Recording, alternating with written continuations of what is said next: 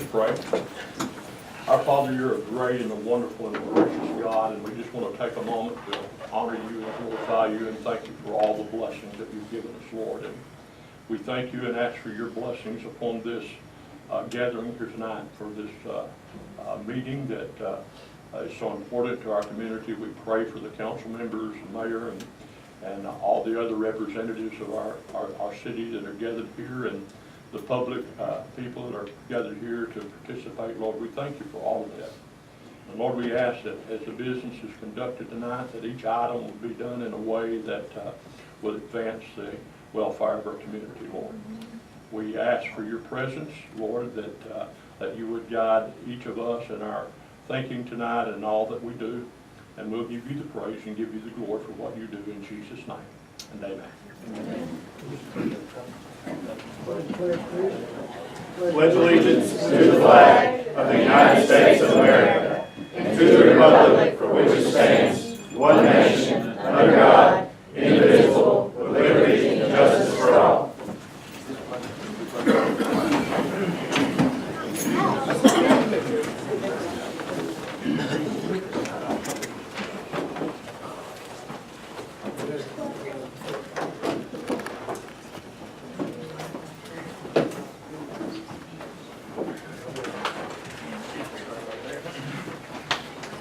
This time we would like to take some time to recognize some people for the heroic act that happened here recently. Following the lifeguards have rendered faithful service in their position as a lifeguard for the Sheriff's Road Aquatic Center this summer. On August 4th, 2018, they helped to save the life of a 2-year-old toddler from drowning, which exemplifies the highest ideals of public service on behalf of our city. It's altogether fitting and proper that recognition be given by our community for their dedicated service. They are hereby commended for their bravery, exemplary service to the people of Kent, Missouri. They are, if I call your name, would you come forward, please? Brett Bradley, Cameron, I've made the list announced, Cameron Jaco, Andrew Pritchard, Jake Stewart, and Melinda Brandt, pool manager.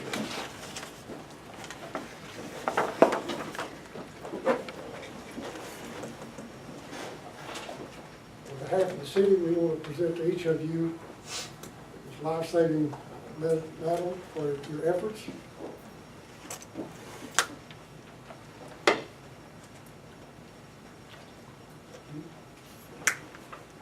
We'll give these people a round of applause.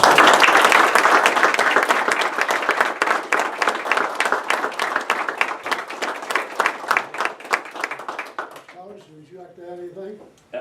I just want to commend them for their service, and of course one of their dad says, well, they were just doing their job, but it's not every day doing your job you get to save a life. So we're proud of them as a park board. Ms. Stokely, do you have anything to say? Okay. Thank you for your service. So, thank you.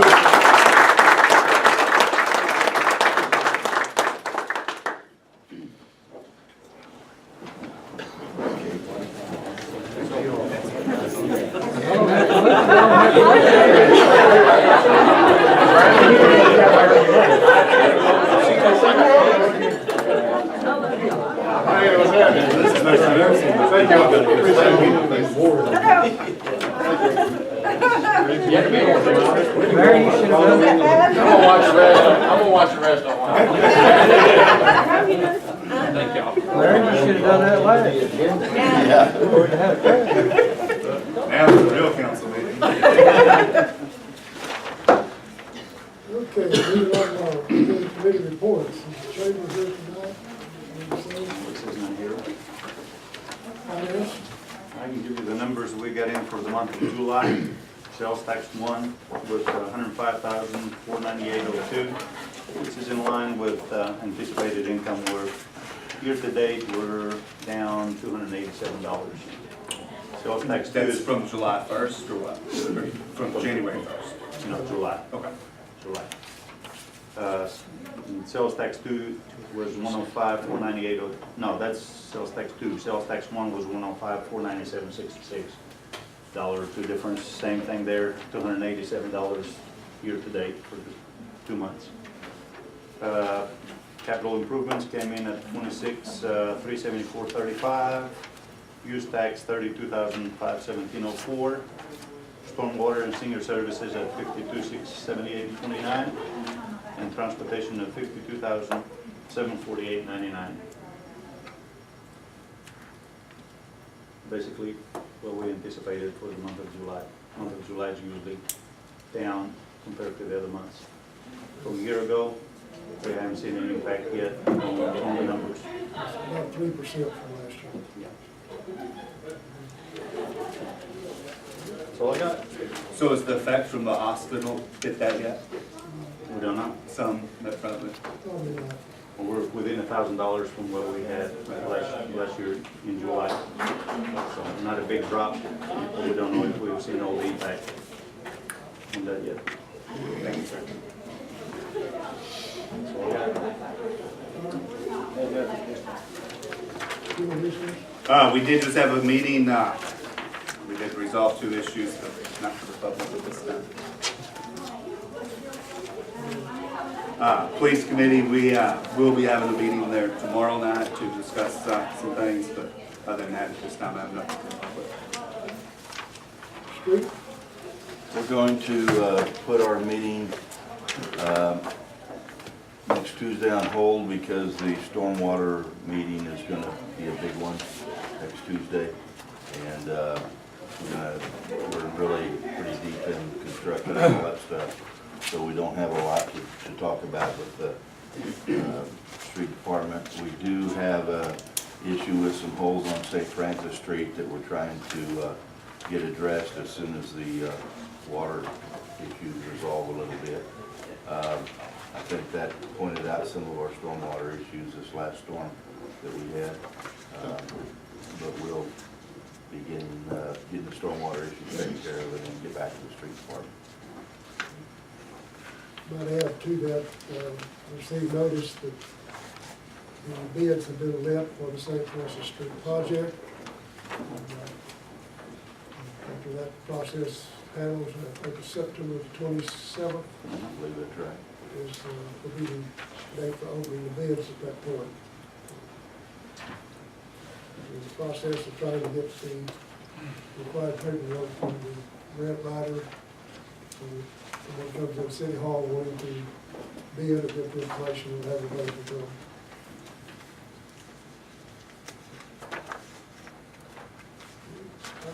Back up in the pack there, you have the minutes from the meeting of August 7th. Is there a motion to approve? Motion. Any questions or corrections? All in favor, say aye. Aye. Into the property reports, fire department.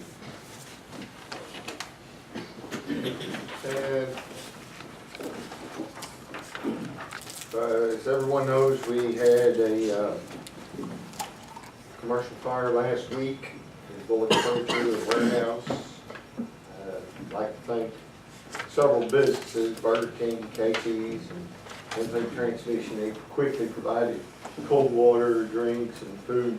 It happened right about noontime, and so they were gracious to either let us come in and just pick it up, and we went back and paid for it later. We didn't have to worry about the monies and stuff. So we even had one individual that stopped and dropped 2 cases of cold water off one of the trucks, and I at least failed to get his name. So a lot of people were out there giving some assistance in whatever way they could, and we appreciate that. And I appreciate the Kent Police Department. They were very quick to get out.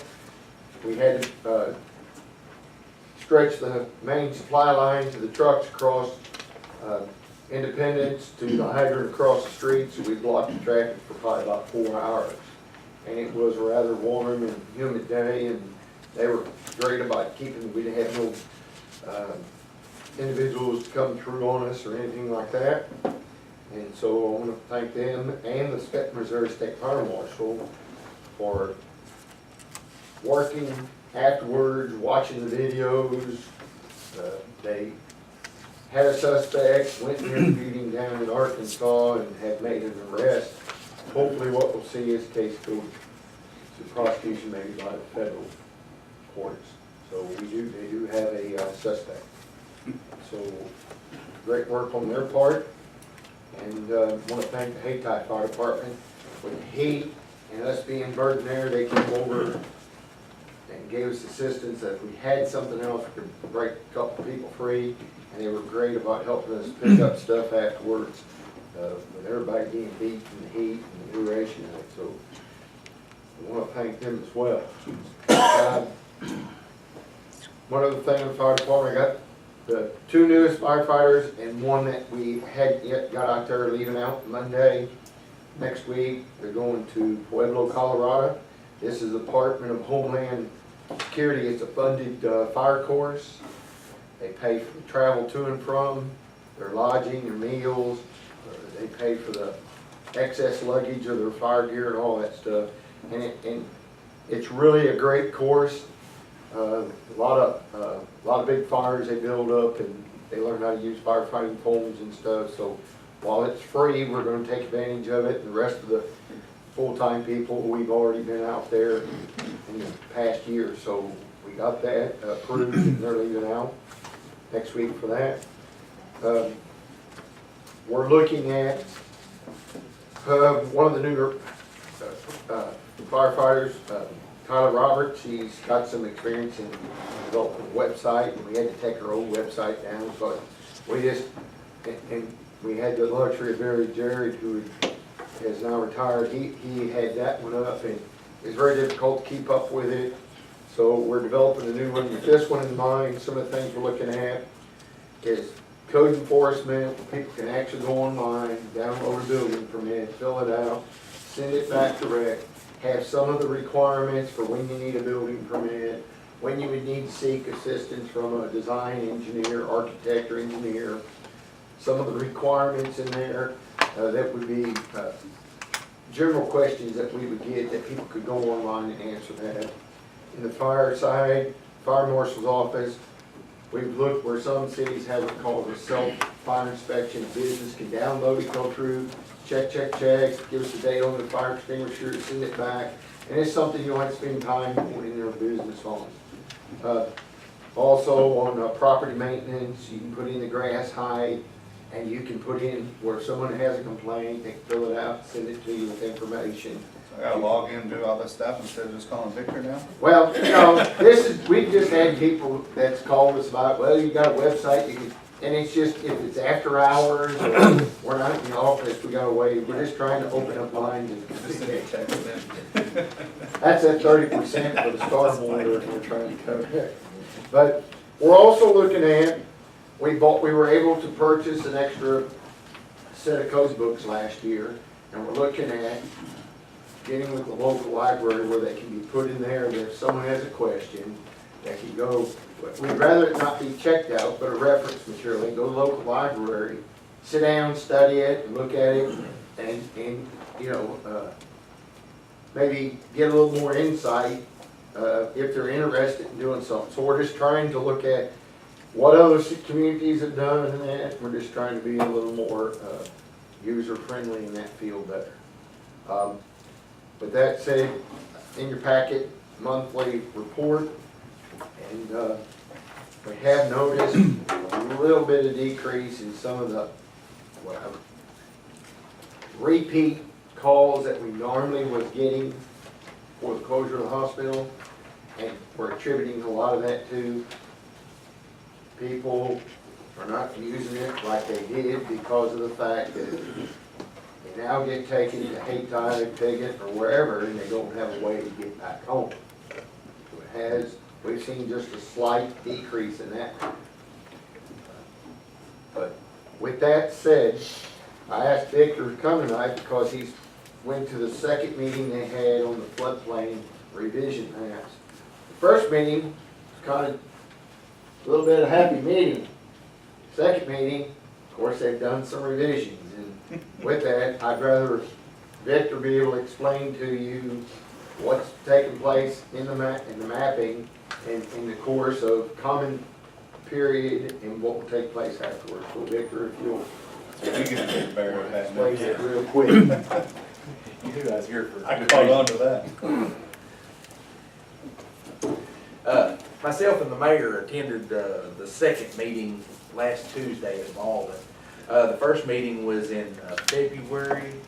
They presented us with the maps and a website to go to and do any changes that we could, or any suggestions that were different, than we seen. That was 6 months ago, so we were happy with how it was going. It looked good, done a bunch of changes. Well, when we went last Tuesday, they informed us that they'd done another study the day before the meeting and changed the maps completely. So everything I'd done the 6 months prior, wasn't very, very good. Our last maps are 30 years old, and they're doing the maps this time of the whole Dunklin County. It's not just each individual cities, they're doing the whole county.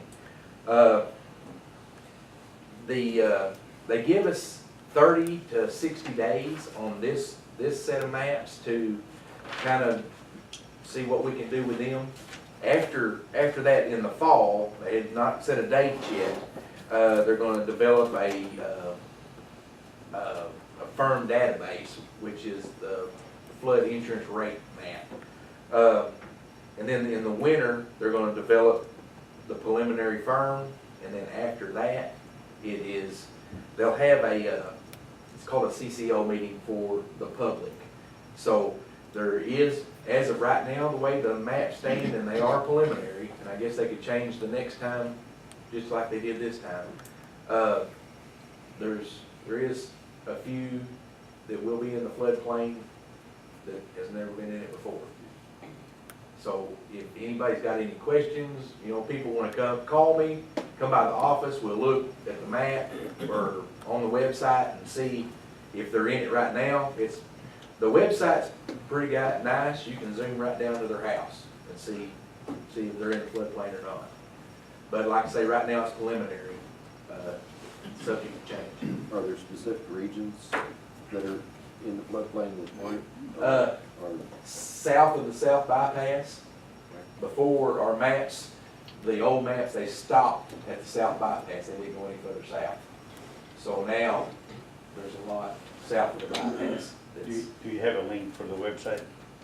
I do, but I don't know if they want me giving it out because you can make changes on it. Yeah, we can look at that online. Yeah, we probably don't need everybody making Do changes. you have a copy of the map here? Yes, I do have a copy of the most recent one. Are you going to be here for the rest of the meeting? Yes. I'd like to look at it. Yes.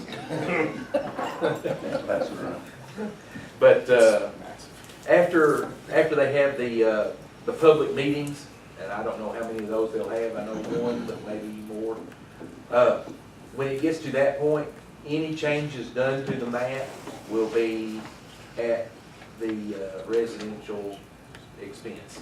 So, if there's any change, if you dispute the map, then, and you want to change because your house is in it and you don't think it is, then you have to spend the money to have it surveyed or whatever to find out whether it is, and you have to present that to them.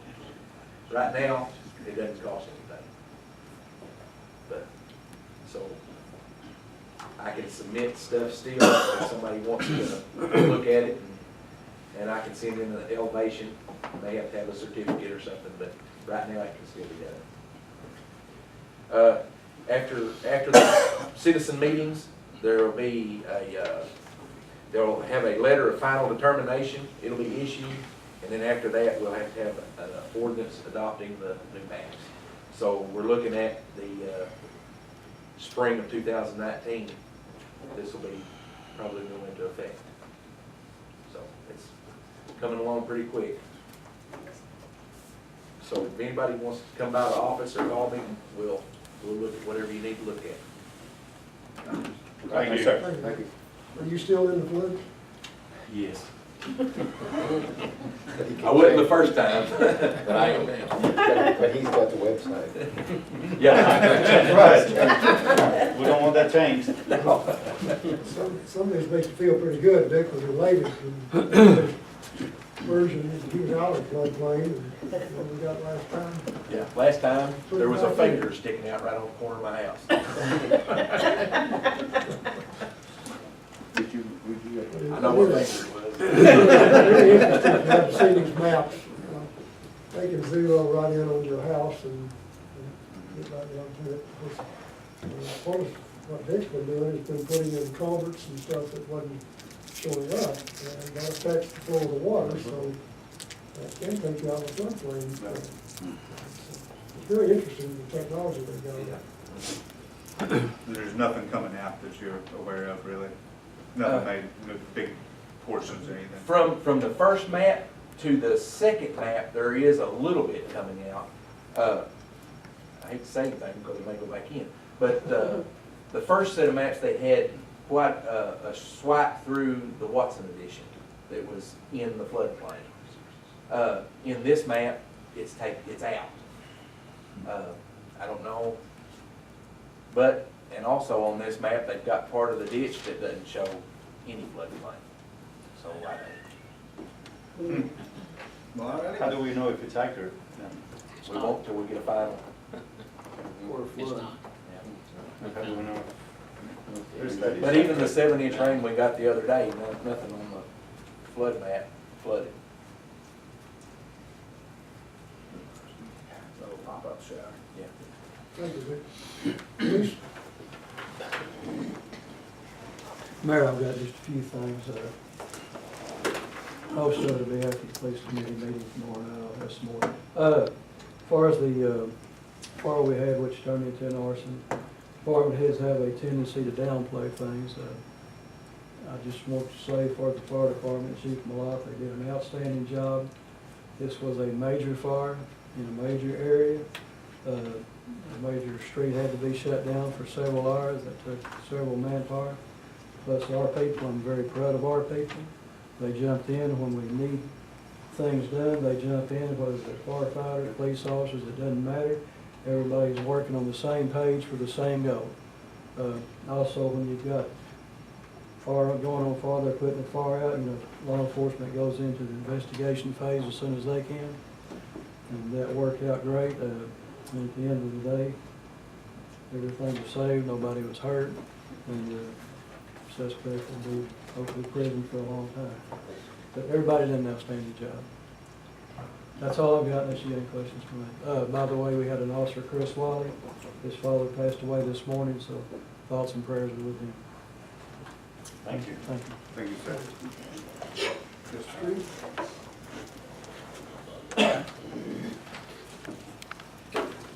Over that last 10-day work period, we've had 12 days of vacation to it.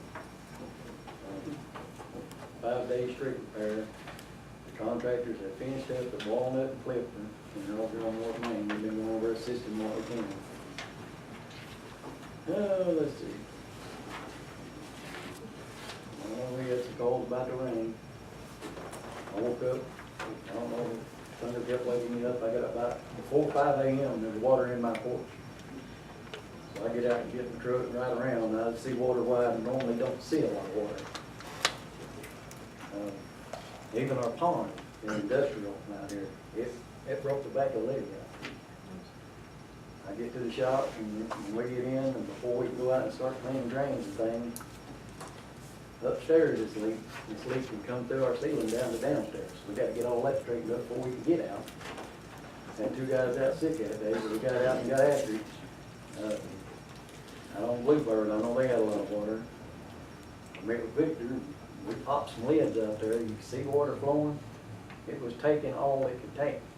But if the public will realize the ditch, once the ditch gets full, that flow is going to slow down big time.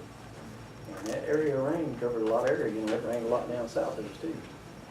But, until it just can't tackle it.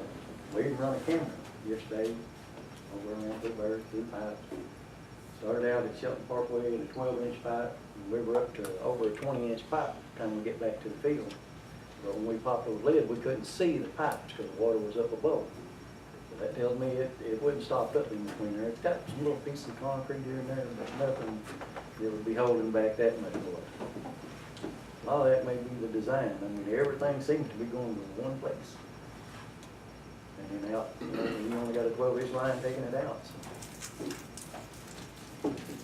That's all I got. I got a question for you. The street sign on the corner of Sarah and Sanders, it's been gone for a while.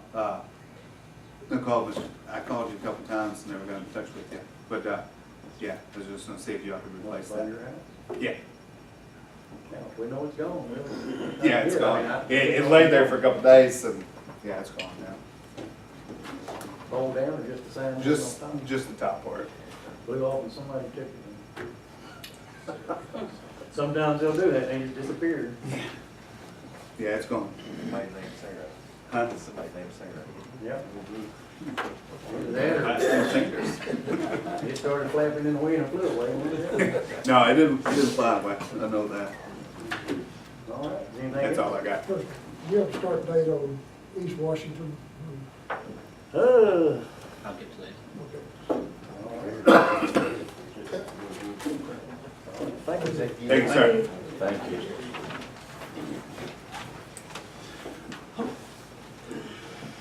tie in just a little bit with Victor on the floodplain. I mean, it's different, but it's still the same. We're still dealing with rainwater and how that all affects. So, you know, you're gonna be hearing back and forth a little bit from both of those things. But, we did, I just sat down in 10 minutes today and we found 4 or 5 things real quick on the map that we pulled off our GIS where there were culverts and where the storm drains ran, where the underground pipes ran. They weren't active. I mean, I don't know how much, some of them were there, but they just weren't in the right place. I don't know how much that affects the things, so we're trying to get those corrected.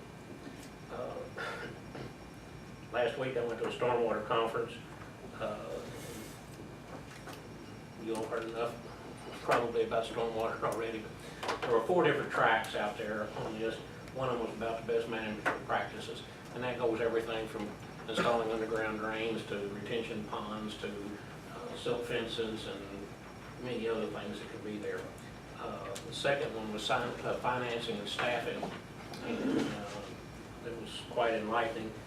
The third one was green infrastructure, and I didn't take any classes in that, where we're basically building rooftop green space for, like we put the brick pavers in around the square, that would be green instead of brick pavers, or, you know, that type of thing. And then the last one was in industrial. We don't have that much there, but I'll have a lot more for the stormwater committee on that. Several ideas to do, but on North Main Street, we're working there. There's a 18-inch line coming out of the box up at Washington and Main. It opens up into a 24.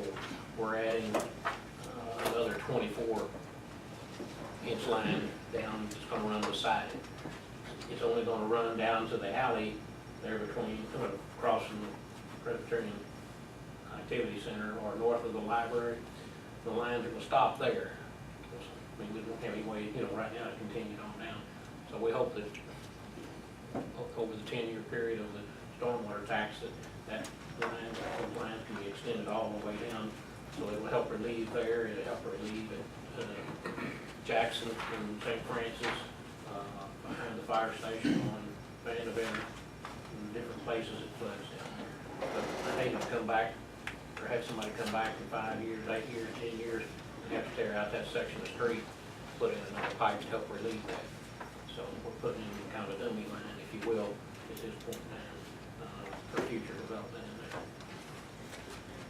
On Washington, we've got the last part of our drains, we've got the lids made and to us yesterday or today. So we'll be contacting the asphalt company to get started on that as quickly as they can get here. But we didn't want to call them and have them come and us not be ready for that.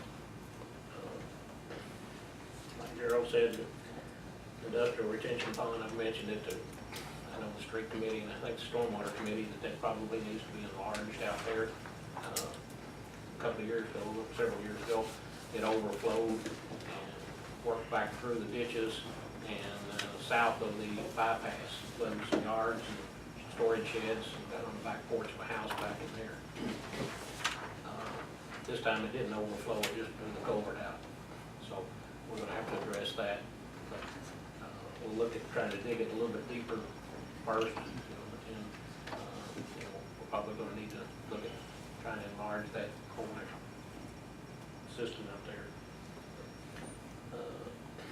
Don Collins left, so we can't thank him enough right now, but, he's gotten another grant through the Corps of Engineers, to clean out Buffalo Ditch and Snipe Slough, to mow them and dig those out. Contract's been signed. They have 220 days starting July 3rd, so we're already 40 days past that, so to speak, to clean out both ditches. Don himself has contacted several owners of property that have fences up across the ditch right away. And has told them that they're gonna have to work with us. Fences have to come down to, allow that work to be done. How wide is that right away? 100 foot, 50 foot on each side. I couldn't remember if it was 50 or 60 feet on each side, but, 50 or 60. yeah, somewhere in that neighborhood, from the center line of the Couldn't ditch. find anything on paper that shows that. Do you have anything? Yes, yes, we do. Yeah. Okay. It's in, all that was laid out numerous years ago by Judge McCaney and started court order. Do you have a copy of that, Victor? I may have it somewhere, but I We can dig one up for you back here. Yeah, I'd like to look at one. We've got a dam in Buffalo Ditch down Johnson Island Road. City like has some water sanitary sewer. It's a forced main down there. It's too high. And when the ditch is dug out, we've got about between a 2 and a 3 foot dam from their sanitary sewer. Last time it was dug out, they were gonna try out to lower it down. And they told Mr. Collins that they'll do their best to get it done this time around. It's gonna be done. Okay, but that does slow the drainage down, quite a bit in that. The flooding on Bluebird, Mr. Hunter, we're aware of it, like Ma said, they were down there, Victor and Gerald, a lot more than me, because I wasn't here. But I visited with Terry yesterday, and we'll get into a lot deeper at the stormwater meeting. I'd like to thank you all also for getting the stormwater ordinance passed at the last meeting. We're still working on many aspects of the plan, and we're one of the ordinances that will be needed to get us into good shape over the next couple of years. Already starting to work on the next one, and like I said, several different parts of it to bring back to you all over the next few months. We've got a report that's got to be in December, so we've got a little bit of a deadline to get some more things done. We'll answer any questions, but like I said earlier when I gave you that ordinance to read the first time, it's not a whole lot of pleasant reading. We'll try to explain anything and everything we can to you, but a lot of times we'll just try to explain it to the committee, the stormwater committee, if that's all right. Try to bore them a little bit more. You all are welcome to come. We would welcome you to come help us, right, Mr. Wilson? What's our chances of getting the construction done on Main Street before the Fall of the Arts Festival? I've been quizzed on that a little bit. What are the dates on that? September 8th and 9th. September 8th. September 8th and 9th. I don't think it'll be completely done. From where we are right now, from the Presbyterian Activity Center to Washington, it's gonna have to be 2 different concrete pours because of the length, but also to allow the doctor's office to have access to their driveway. So, we've tried to do it all on one side. We're leaving it 6 days after it's poured to cure out. So if we move to the other side, it's going to But block the street. But one side will be open. I think one side will be open, you know, and, you know, we can got other work to do. You know, for those few days, we can move the contractor somewhere else, and the whole street could be open. It would just have that little bit of chat down through there. Okay, all right. I think the interest was just knowing that just one side would be, and not both sides. Yeah, there's no problem with one side, but I don't know why we can't have both sides open even. Okay, great. Okay, good. We'll just work with the contractor, because we've got a couple other streets. I just know there's concern over it, so I'd like to see it successful, so anything we There's can no do to problem. help it. Yeah, Just hadn't thought about it. great, thank you. Thank you. September 18th. At September 8th and 9th. Just to say the best for last.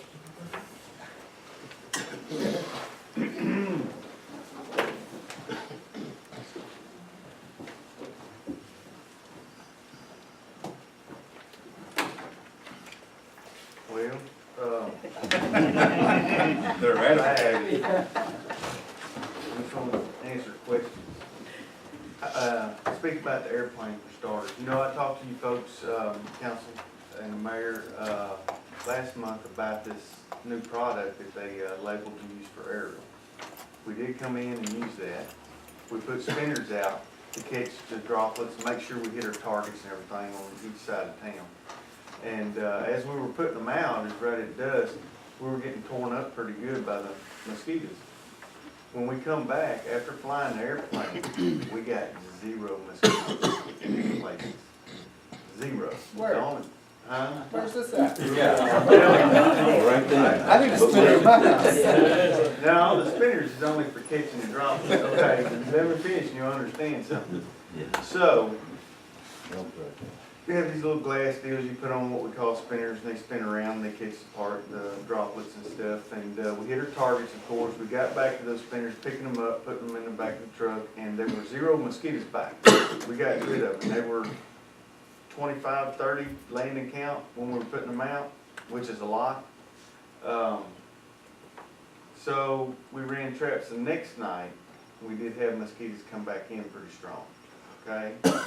So because of that, none of us happy. I called my boss, which is the vice president of the company, talked to him. We flew y'all the next time for free, Okay, thank you. again, okay?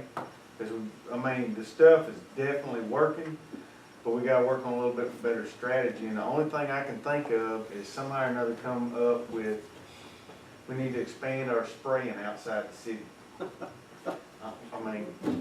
Really, at least where the predominant wind's coming from, so I'm working on that. And We let them know that I'm not crazy with what, you my don't wanna hear what I mosquitoes. say. Well, That doesn't mean you're I know, but I feel like y'all thought I was crazy, but. Well, he's not crazy, the guy's got more mosquitoes than anybody else in Kenny. Those traps are hanging up there, you might want to consider. No, They do attract mosquitoes, that's a fact. The But- guy has more mosquitoes than anybody. my You gotta track. get rid of those tires full of water. I don't have any time. So anyway, you can look in here, I think we flew the airplane 4 times in July. This thing's always behind for what I want to talk about. So we're here in the month of August, of course. Of all things, where we get a torrential rain, like 7 inches at my house. So it makes it tough. The rice fields that were drained, what few were drained, look like they'd never been drained. They're full of water again, so we got a battle. We'll keep working at it, that's all I can tell you. We'll reduce them. I can promise you that, we will kill mosquitoes. And we got a truck going every night, we're covering the town every night, so. The constituents need to know, if they need some additional, work done, something going on around their house, to call for requests. And, so we can come out and spray and vegetation, to adults and stuff. And a lot of times when we're able to talk to those folks too, we educate them on what's causing it, because you'll find things like their gutters is filled in with silt, to tires or buckets, folks that set their buckets out underneath their drip and they're full of larvae, or their bird bath, things. All these things, we'll come treat, and we'll put larvicide in their bird bath, whatever, or we'll even give it to them if they'd rather do it themselves. Stuff that lasts 30 days, Any little things like that, you'd be surprised how it helps around your home. I know the wind blows in these anopheles, which is the predominant species we got coming off the rice and things right now. But, the more we educate the people, it will help. That's something too I'd like to start keying on a little stronger. Is trying to really push the education part. I really think that would help us a lot. It would help in a number of ways, as in people trying to clean up their properties, things like that, where it's grown up in their back or in their alley, or whatever it might be. Because your adults harbor there, and if it's thick enough foliage and stuff, it's hard to get your spray in there and things. So, Well, I can tell you, if you go to a fire outside the city, you'll know the difference when you come back in the city. That's right, that's Load right. your hose and clean your truck. It's a lot different. You know, we set out traps outside the city a couple times during the year, and we'll do it here before long, just to show the difference. You know, we still get a lot of mosquitoes. We're reducing the mosquito population, we still got a lot of mosquitoes. But it's the difference between choking on them when you're trying to, you know, seriously. And, you know, swatting 5 or 6 is bugging you, you know. And everybody's different too, and I've told y'all this before. Your smell, they're attracted to that. The amount of carbon dioxide that you put out. If you've been drinking alcohol, you probably won't realize they're eating you alive. You're attracted. But there's a number of things, you know, dark clothing, they're attracted to, dark areas, you know, up in the corners. Right, first place they go is right around your doorways, you know. Does alcohol out of us kill them? Probably not, it might be flying a little silly if it's always Don't kill them, you just don't cure them. Right. Come up there running the fence. I've got a question. When y'all spray, do you, I know that you spray in the streets, do you ever go down the alleys Oh, yes, as well? we do. Absolutely, absolutely. The problem on some alleys, we can go down some, but, we have accidents like logs that people push out there that you can't see in the dark and find holes or man lids that's been taken off in an alley. But we do get down what we can where we feel safe. And, you know, we don't want our drivers, I hate to say it, but in some areas, we don't ask them to go down the alleys and things because we've had them robbed by gunpoint, took the guy's wallet. We've had our chemical tank, we collected a 9mm slug out of the back of our chemical tank. When they come down my alley, I promise I'm not gonna be mean. Now, this wasn't here, okay, this wasn't in this case. But, you know, we have to, I don't want to put somebody in harm's way.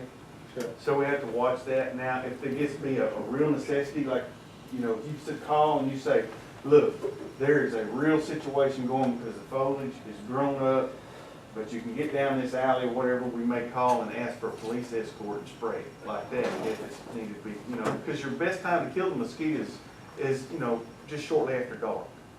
Now, we can go get in that foliage with a regular hand fodder, but that's, and we can do it, you know, and we can kill some mosquitoes during daylight hours. But you have to watch your labels and different things, so with the truck ULB, you need to be spraying at dusky dark, and, you know, you also don't want to kill beneficial insects. How many species of mosquitoes do you find here? Here, we got probably a handful. You have Culex, which is our disease mosquito, carries West Nile, different things. You have Vexans, you have few owl pictus every once in a while. You have Zoropha. You have Anopheles quads, that's your malaria mosquito, that's the one that we got predominant species with all the rice fields. That's Zoropha. what I see in rice fields. The Anopheles, they have the 3 little beaks. If you catch one of them, they'll have like, I call them 3 little beaks, it's a proboscis and stuff. They'll have 3 of them like that. That's your Anopheles. I never see those in town, but I see them. Yeah, but we got them in town. They get in here, you know. Zoropha columbiae, that's your early, a lot of times we get those early May, June. That's when we get those. They're very easy to kill. So we get early rains and they come out of places like high ruts, ditches, culverts, things like that. That's right. Yeah, so that's pretty much the species we have around here. We thank you for the job you're doing to kill a lot of mosquitoes, but the bad news is they're preparing a lot more rice land around here. Yeah. They ain't There's much something further like- they can go. They ain't much ground left they can put rice. Can they spray in the rice? Can the farmer himself do something? You know, ideally, it'd be nice if we could get some type of funding and work it out to where, because we could put our chemicals in with their stuff and it's not gonna coagulate or whatever, it's not gonna hurt a thing, Right. and spray these rice fields.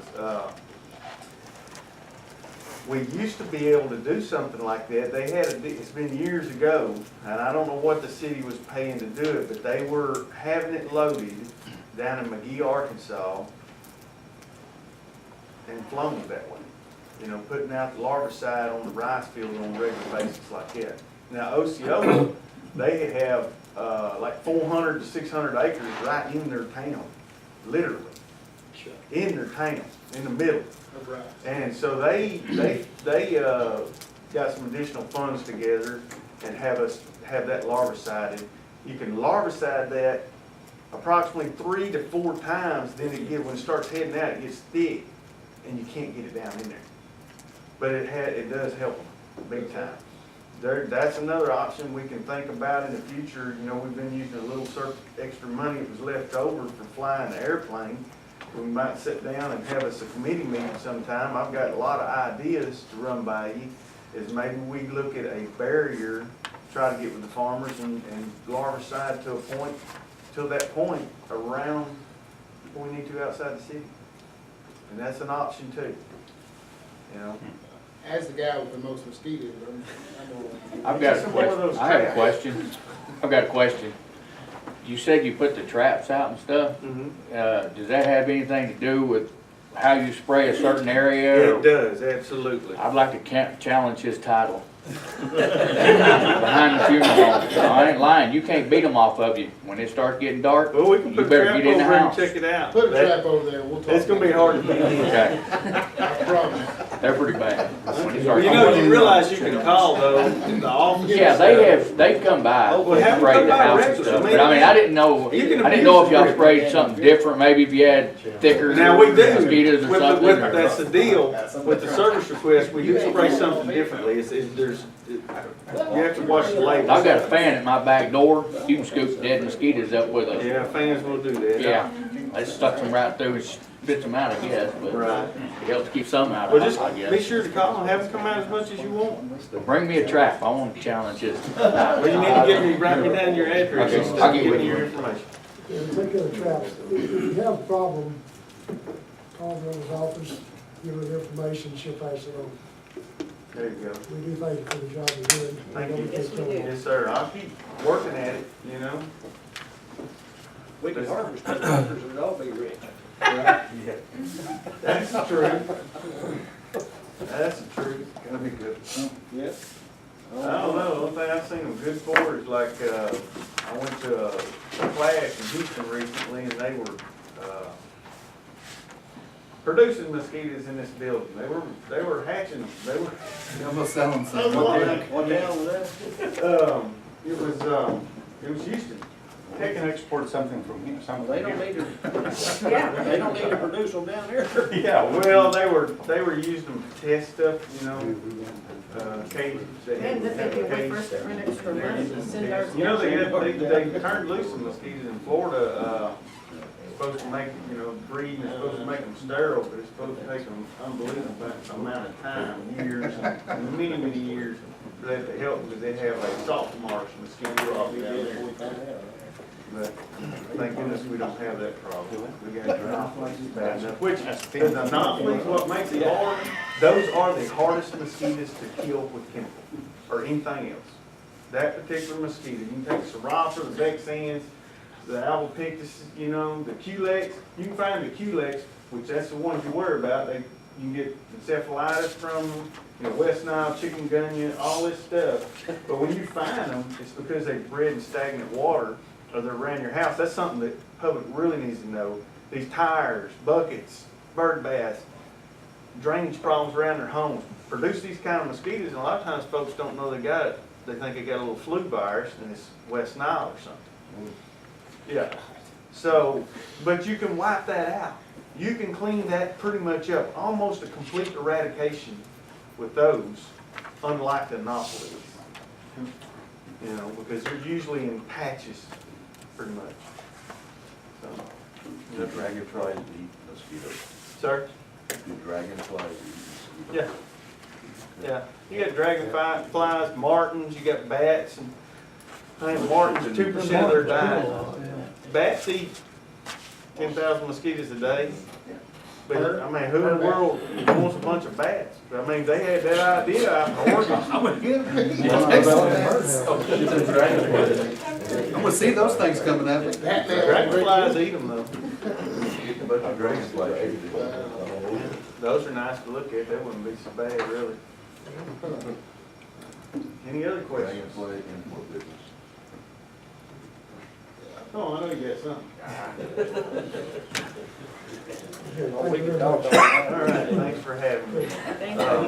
Anybody needs me, just give me a ring or whatever. Be sure to call the office for any requests. Thank you. Thank you, sir, appreciate you. You gonna get her? Finished the cleanup kit last week, and Brenda's got the information. Okay, the dumpsters, came in at 10,000, labor, gas and food paid to the people who helped out was another 2,000, so the total ended up being 12,000, a lot cheaper than what it was last time. How much, rubbish do we get compared to last time? 80 tons, What did we get last time? I don't know. And that's what wasn't hauled off in the dumpsters, probably the 80 ton. There was a lot that they salvaged out and took away. Because when I went there one day, they had, I was hoping it wasn't gonna remain that way, but they had piles like metal and stuff like that. The only complaint that I got was, did they rope it off at 5 o'clock or something? Yeah, well, that was, they had to, nobody was there, you couldn't. We talked You couldn't about haul that things off, today. It'd be 10 feet over the top. I got you. We talked about that today. Complaints that we had was, there was no weekend, like a Saturday. Well, mine, yeah, mine was. And the other thing was, or whatever. what I suggested to, Ms. Ellis was, next year if we do it, let me know, and I'll have the station covered with the extra people, and we can run it till 7 o'clock at night. And get a 7 o'clock at night and a Saturday in there, and I think we'll have a, Yeah, no, that could be good. Or even 6 or whatever. that's just some things that people brought to us, and it made sense, so. Well, it was a very successful cleanup, and I want to thank Freedom House workers, Jerry Riser, Jory Luttrell, and also Park Container. And with the reduced cost, we certainly could do this twice a year, in the spring and the fall, and make some of the modifications, run it on a Saturday, later in the afternoon. But this has been a good project, very cost effective. I think doing it again in the spring would be a great idea. Yeah, because property maintenance went out a week before and gave door hangers, if there was something out there like mattresses and stuff, and they put the number on there to call if they needed help with the items, so. One other suggestion to consider that was given to me is we had a backhoe or something out there handy so that the worker could compact the stuff every once in a while. A lot of this stuff is bulky, takes up a lot of space. So I think we can build on what we did this time. Good job to all that was involved in it. Okay, under new business, we'd like to appoint David Jewell to the airport board. Dave Wilkins' term has expired. Motion. I'll make a motion. Motion is second. Second. Is there any issue as far as conflict of interest since his father is the? I don't think so. His father was on the board before, For many years. several years back. I think it still is. Well, he's got health issues, so he's probably. But he has the. He's been on it for a long time. Well, he has the concession, or he's the manager. Right. Yeah. So that's not a problem. hadn't been in the past. No. Okay. Any other questions? All in favor, say aye. Aye. Okay. Also have, in the packet, the airport hangar ground lease.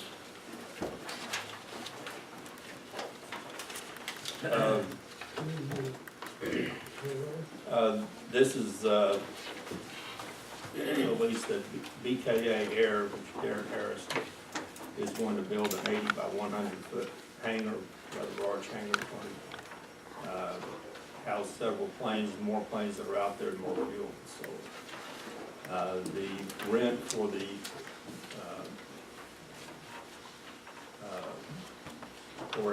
for everything is it's like, well, each aircraft is based $10 per month, but it's a 99-year term, and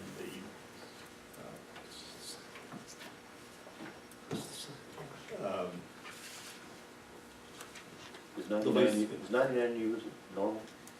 for something this size, somebody's gonna put in that much money. We're talking probably $250,000 put it in, and again, it'll be housing several aircraft, and the more aircraft that's there, the more fuel that's sold, and fuel is where they make the money. So it's pretty common term. And we get more money from the state as well, more aircraft based on the airport, that's how we generate more income for the airport. So more, if we got 10 of these, would be great. Okay. So, We have a We need a motion? The motion carried.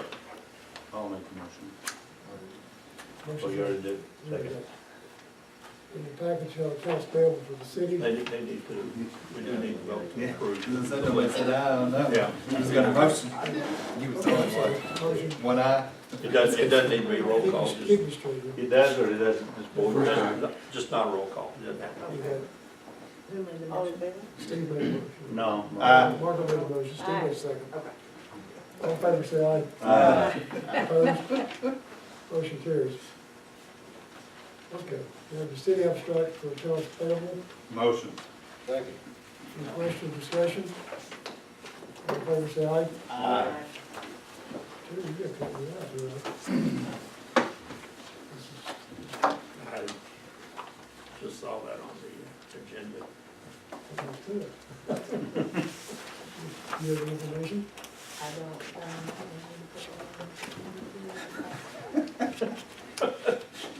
Well, since we're in the dark, Congrats. Terry has got an award from the Missouri Municipal League, so congratulations, Terry. What I got, and it's something I am very proud of, was an award called the Lou Check Award. It's awarded to one attorney a year from the Missouri Municipal Attorneys Association. And coming from that association, I'm very proud of receiving that award.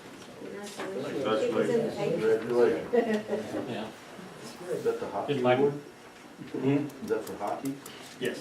Just Well, like that's the Chief, cross-check award. just like Chief Dennis said, the department heads don't brag a lot of times. Terry's not bragging very much either, but he spent multiple terms on the MML board.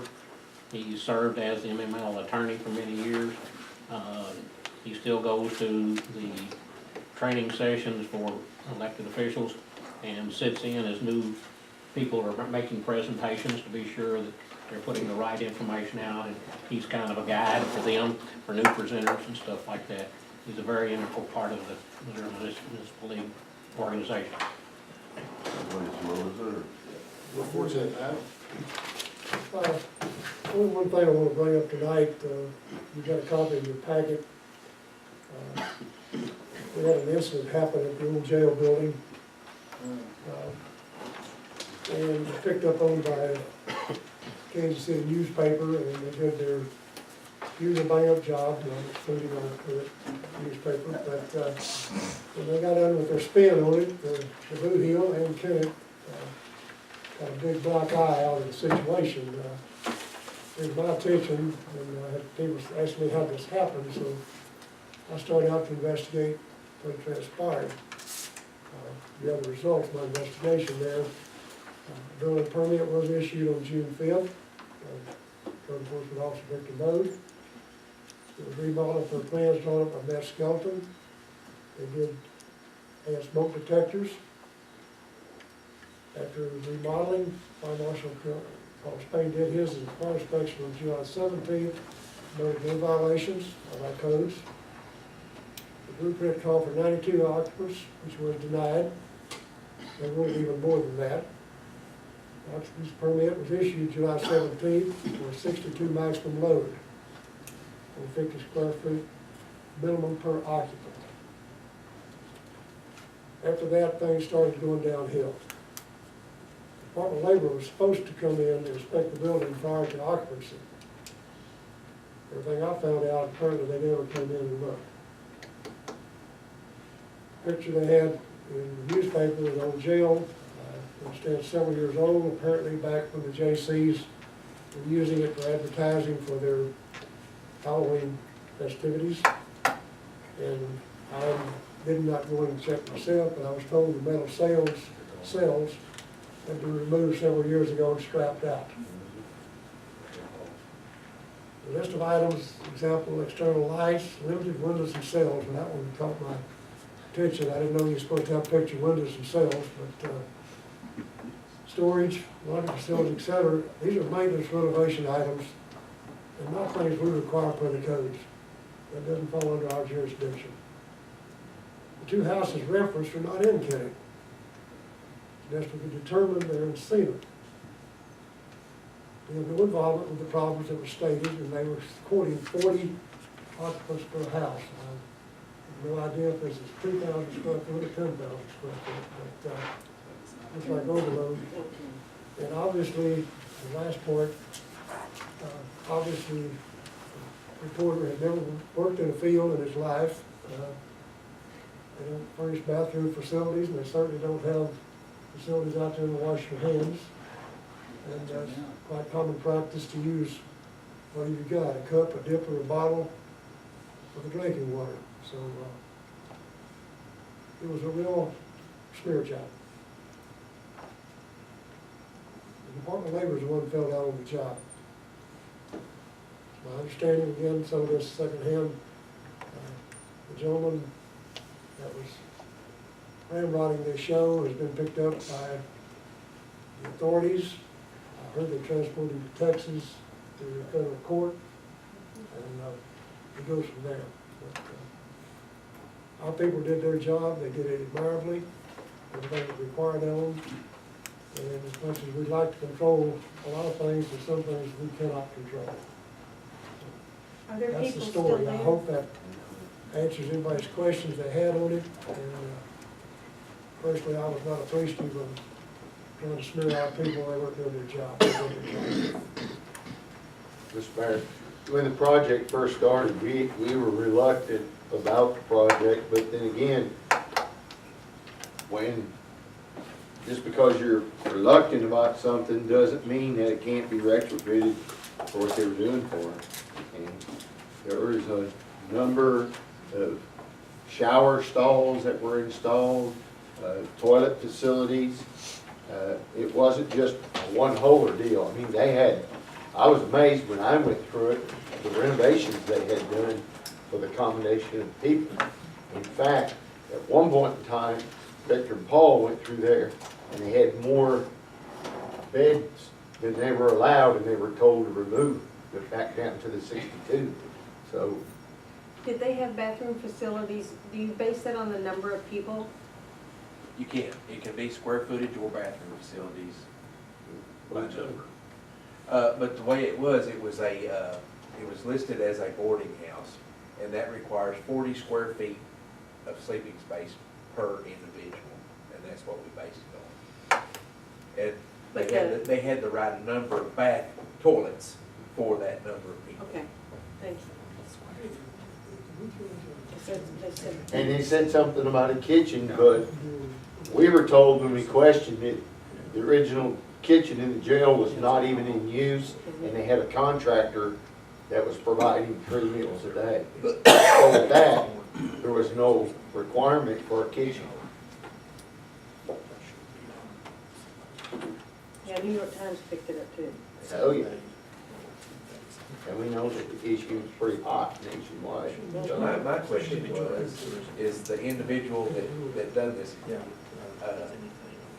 that brought these people in there. Exactly. He was apparently illegal, and somebody had to give him permission to take these people to bring them here. I don't know how he got Well, permission yeah, and it, in the first place. He was out of Florida, wasn't he? Yeah. you know, with Marin, Because Yeah, it's not the first, it's not the first year here. He's been here several years. At this point, I'll open up for public comments. Who would like to address? you've been waiting patiently. Thank you very much. This evening, I'm here to represent Fall into Arts, CAFTA, and we appreciate your help and support with our event. I think it's a wonderful event that really makes the positive things that are happening in Kennett. And so without your support, we wouldn't be able to do this event. And I would be remiss if I didn't mention tonight Jo Beth Rickman, who's been part of our committee for many, many years, and all the work that she's done in helping make this a great event. But I can't say enough about the police department, the parks department, and all of you who come down and make this a special event. There's no telling how many people we bring to the community, but it does. It brings out the positive things in Kennett, and you know, sometimes we don't get to see that, especially with something like this. But this is going to be a great event, have a lot of attendance. Please come out and help and support us, because we need your help, and then we can be happy about some good things happening in Kennett. So thank you very much. And also the Gospel and Grub Oh, that Gospel they and do Grub. on Sunday. Yes. I think last year was the first time they did that, and it's gone over so well. Some of the food vendors stay, and then different churches perform. And it's excellent. It's from noon to 4 on Sunday. It's great. But thank you for your support. We couldn't do it without it. Thank you for participating in it. Anyone else?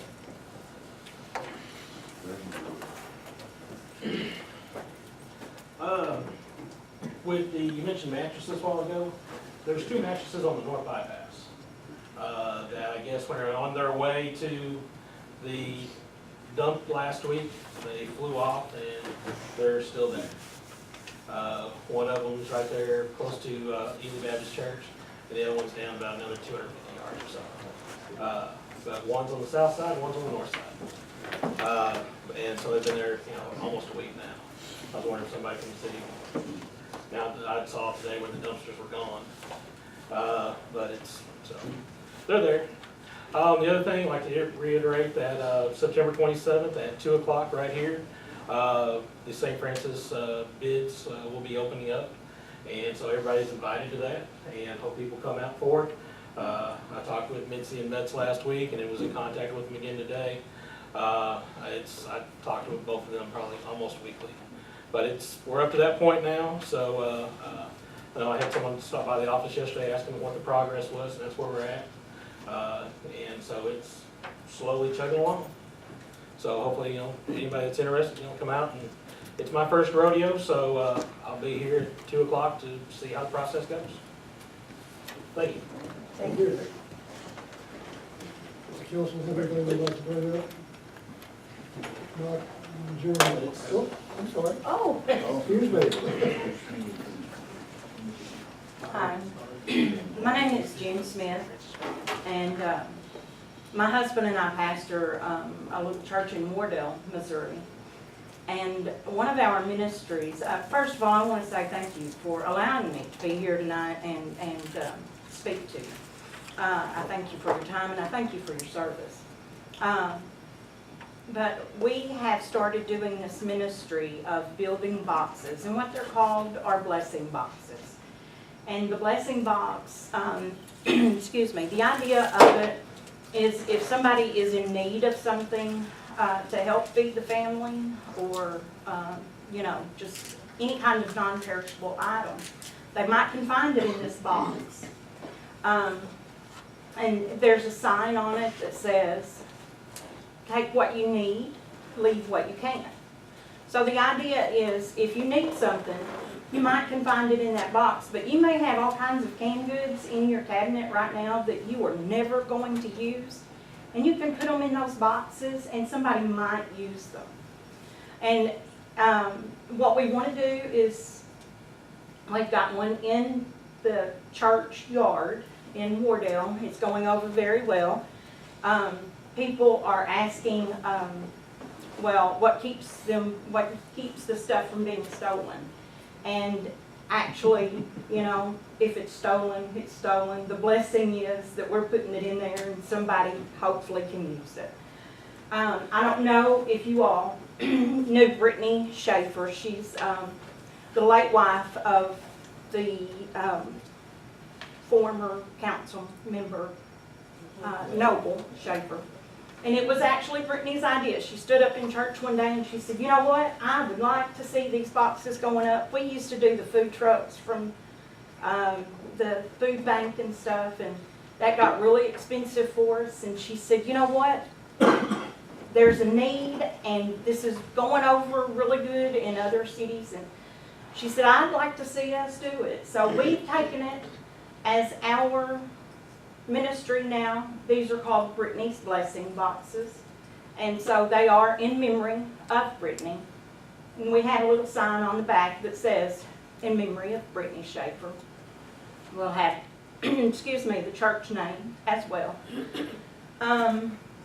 My question is, if you all can help me to determine some places to put some boxes, I'd like to know then what I'd need to do to get them approved, because, you know, they will be probably on like public places. They will be maintained hopefully by the members of the community, and our church will make sure that they are maintained. This is similar to the boxes or the free library thing at the community garden. I would like to see one of these boxes go up at the community garden. I'd like to see one go up maybe like near the Jones Park or somewhere around there. But you all may know other places that, you know, hey, we need a box here or we need a box there, and we'll do what we can. It cost us about maybe $100 or so to build a box, and we have been approved to put one on the square in Hayti. We've got one in Wardell. They're talking tonight to try to, we hope to put one by the hospital in Hayti. And so, you know, this is something that we're not going to put up 4 or 5 next month, or even this month. Hopefully we get one up very soon, within the next month or so, but over a period of time. So I need to know like how to get these approved, some good places to put these. How Any big are the questions? boxes? They're like 36 by 20. I can probably, we can make, Noble's on the fire department, we can probably put one down at Station 3 That's a good idea. on the far side. That is a good idea. I'll just get with you and look at the size box and we'll find a spot for it. Okay. All right. Any other questions? Is that easy enough? I would really appreciate y'all's help, and like I said, thank you for letting me be here tonight. And I have a copy of, I have a picture of the box from the newspaper that was, that we put up at Wardell. Thank you for your Thank you, service. ma'am. Thank you. Thank you, ma'am. So John, you're gonna follow up on it completely? Yeah. How many boxes would you like to have here? I think, you know, a city this size, we could probably do 5 or 6 boxes. Okay. If